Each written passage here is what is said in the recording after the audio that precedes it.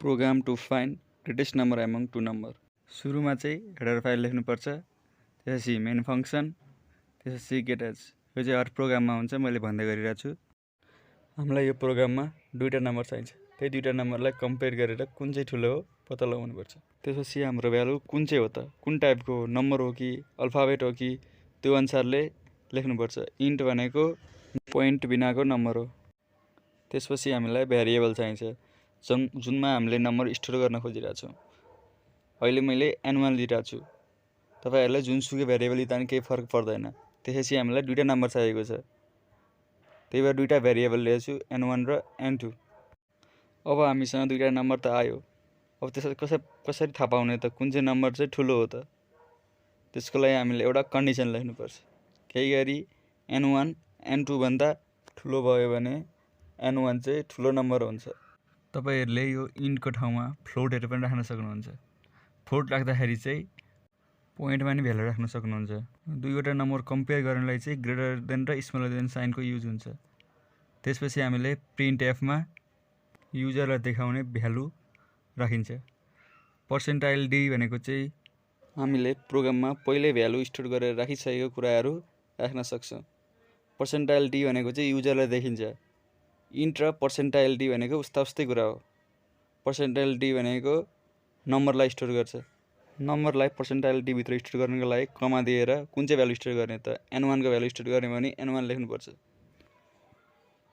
लास्टमा सेमिकोलन पनि लेख्नुपर्छ। त्यसपछि हामीले एउटा एल्स कन्डिसन बनाउनु पर्छ। एल्स कन्डिसनमा चाहिँ तपाईहरुले कुनै कन्डिसन नलेख्दा नि हुन्छ, किनभने केही गरी माथिको एन्सर मिलेन भने तलको अर्को एन्सर त n2 त ग्रेटर भइ नै हाल्छ। त्यसको लागि पनि प्रिन्ट एफ लेख्ने, पर्सेन्टाइल डी भित्र के को भ्यालु स्टोर हुन्छ n2 को।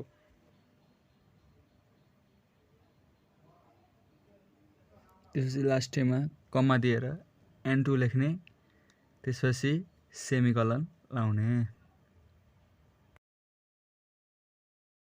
यो प्रोग्रामलाई तपाईहरुले बुझ्नु भएको छैन भने एक राउन्ड आफै ट्राई गरेर नि हेर्नु। अब प्रोग्रामलाई रन गरौँ। 45 इज ग्रेटर नम्बर। हाम्रो प्रोग्राम मिल्यो। 45 ग्रेटर नम्बर छ। यसलाई तपाईले भ्यालु चेन्ज गरेर अरू पनि राख्न सक्नुहुन्छ। n1 को ठाउँमा जुनसुकै भ्यालु पनि राख्न सक्नुहुन्छ। मैले अहिले 55 राखे। 55 इज ग्रेटर नम्बर। हाम्रो प्रोग्राम मिल्यो। n1 नै ठुलो छ अहिले। तपाईहरुले यो प्रोग्रामलाई अलि चेन्ज गरेर युजरबाट इनपुट लिन पनि सक्नुहुन्छ। त्यसको लागि सुरुमा इनिशियलाइजर n1 र n2 त गर्नै पर्यो। हामीलाई किन नम्बर चाहिएको छ, नम्बरको लागि इन्ट युज हुन्छ। त्यसपछि एउटा युजरको लागि मेसेज चाहिहाल्यो। युजरले के थाहा पाउँछ त यो के चाहिँ गर्छ यो प्रोग्रामले भन्दाखेरि हामीले एउटा युजरको लागि मेसेज छोड्नुपर्छ, इन्टर टु नम्बर। युजरलाई इन्टर टु नम्बर भन्ने मेसेज मिल्छ सुरुमा। त्यसपछि युजरलाई मेसेज त मिल्यो। अब युजरले दुईटा नम्बर त हाल्छ। त्यसपछि हामीले तपाईँ नम्बरलाई स्टोर चाहिँ कहाँ गर्ने त। अब स्टोर गर्नको लागि हामीले स्क्यानएफ को युज गर्छौं। यो तपाईले स्क्यानएफ मा लेखेको कुरा चाहिँ एकचोटी मजाले हेर्नु।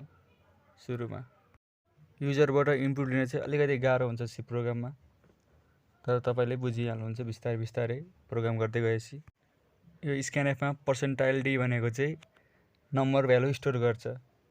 त्यहाँ भएको पर्सेन्टाइल डी मा भएको स्टोर भएको नम्बर फेरि आउँछ n1 मा र पर्सेन्टाइल डी फेरि अर्को लेखेकोमा n2 मा स्टोर हुन्छ।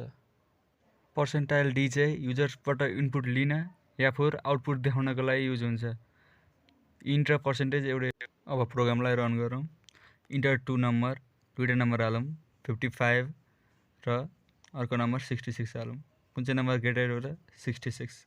हाम्रो एन्सर प्रोग्राम मिल्यो, तर अलिकति गजाङगुजुङ जस्तो देखियो। त्यसपछि हामीले इन्टर टु नम्बर पछि एउटा /n हाल्नुपर्छ। /n भनेको चाहिँ न्यू लाइन हो, मतलब कि इन्टर टु नम्बर पछि एक लाइन छोडिएर आउँछ। अब रन गरौँ। इन्टर टु नम्बर देख्नुभयो, अहिले एक लाइन छोडिएर तल आइरहेछ। त्यसपछि 45 हालौँ, 55 कुन चाहिँ नम्बर ग्रेटर त 55 इज ग्रेटर नम्बर। हाम्रो प्रोग्राम मिल्यो। चाहिँ ग्रेटर नम्बर एमङ 3 नम्बर गरौँ। तीनटा नम्बरमा ठुलो कुन चाहिँ नम्बर हो त त्यो पत्ता लगाउने प्रोग्राम बनाऊ। सेम अघि गरेको प्रोग्राम जस्तै हो तर अलिकति भिन्दै छ। यसमा चाहिँ जम्मा 3टा भेरिएबल चाहिन्छ, n1 n2 n3। त्यसपछि हामीले युजरबाट 3टा नम्बर लिने। प्रिन्टएफ भनेको चाहिँ युजरलाई देखिन्छ, मतलब मेसेज जान्छ। के चाहिँ हाल्ने त भन्दाखेरि 3टा नम्बर हाल्ने। त्यसपछि त्यो भित्र इन्टर 3 नम्बर भित्र हामीले स्ल्यास n युज गर्छौँ। स्ल्यास n भनेको चाहिँ न्यू लाइन हुन्छ। त्यसपछि स्क्यान एफ भ्यालु हामीले युजरले युजरले हालेको भ्यालुलाई चाहिँ प्रोग्राममा ल्याउनको लागि स्क्यान एफ युज गरिन्छ। त्यसपछि हामीलाई 3टा भ्यालु चाहिएको छ, पर्सेन्टेजमा सुरुमा n1 को भ्यालु आउँछ, त्यसपछि n2 n3। त्यो चाहिँ स्क्यान एफ भित्र चाहिँ मैले जसरी लेखाएको छु त्यसरी नै प्रोग्राममा लेख्नु होला। ट्राई गर्दै जानु, बिस्तारै बिस्तारै बुझ्नुहुन्छ।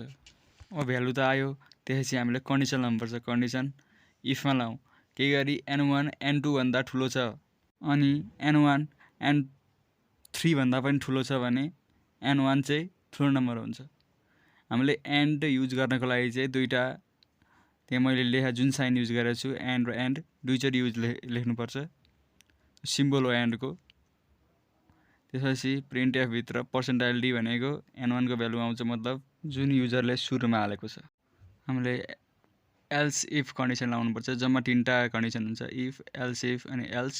यसमा चाहिँ n2 केही गरी n1 भन्दा ठुलो छ अनि n2 n3 भन्दा पनि ठुलो छ भने n2 चाहिँ ग्रेटर नम्बर हुन्छ, मतलब सेकेन्डमा जुन युजरले हालेको हुन्छ त्यो नम्बर ग्रेटर हुन्छ। प्रिन्टएफ भित्र n2 चाहिँ इज ग्रेटर नम्बर लेख्नु पर्यो। n2 को भ्यालु लेख्नको लागि हामीले पर्सेन्टाइल डी को युज गरेको हो। त्यसपछि हामीले एउटा लास्ट कन्डिसन एल्समा के हुन्छ त भन्दाखेरि केही गरी दुईटै सानो भयो भने अभियसली ठुलो त n3 नै भइहाल्छ। त्यसको लागि हामीले कन्डिसन नलेख्दा पनि केही फरक पर्दैन। Percentile D is greater than, मतलब पर्सेन्टाइल डी भनेको एल्समा के बस्छ त पर्सेन्टाइल डी भित्र अभियसली n3। तपाईहरुले यो एन्ड को सिम्बल चाहिँ याद गरिरहनु होला, यो चाहिँ धेरै इम्पोर्टेन्ट हुन्छ। तपाईले आफ्नो प्रोग्रामलाई चाहिँ अलिकति एट्र्याक्टिभ बनाउनको लागि मिलाउनु पर्ने हुन्छ। त्यसको लागि मजाले मिलाउनु होला।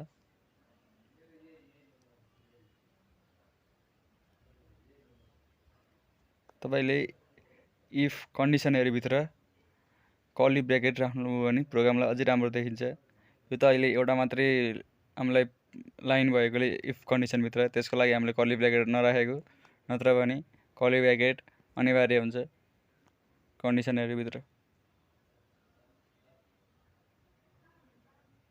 अहिले प्रोग्राम कति राम्रो देखिरहेछ हेर्नु होला। त्यसपछि अब प्रोग्रामलाई एक साउन्ड रन गरेर हेरौँ। इन्टर 3 नम्बर, हामीले 3टा नम्बर हाल्नु पर्यो। सुरुमा हाल्नु 55, त्यसपछि 67, त्यसपछि 33। कुन चाहिँ नम्बर ठुलो छ त यसमा 67 हो। एकचोटि इन्टर गरौँ, 67 इज ग्रेटर नम्बर। हाम्रो प्रोग्राम मिल्यो। नम्बरमा नम्बेट आएर छ, त्यसलाई एक राउन्ड मिलाउँ। NUMBER हुने ठाउँमा NUMBET भएछ। अब फेरि एक राउन्ड प्रोग्रामलाई रन गरौँ। इन्टर 3 नम्बर 55, त्यसपछि 77 अनि अर्को एउटा हालौँ 11 हालौँ। कुन चाहिँ नम्बर ठुलो छ त यसमा 77। हाम्रो प्रोग्राम मिल्यो। तपाईहरुले यो स्क्यान एफ भित्र पर्सेन्टाइल डी मा चाहिँ जम्मा एउटा मात्र स्पेस दिनु होला, त्यो भन्दा बेसी नदिनु होला। मैले गरे जस्तो प्रोग्राम गर्नु होला र आफै एक राउन्ड ट्राई पनि गर्नु होला। Thank you.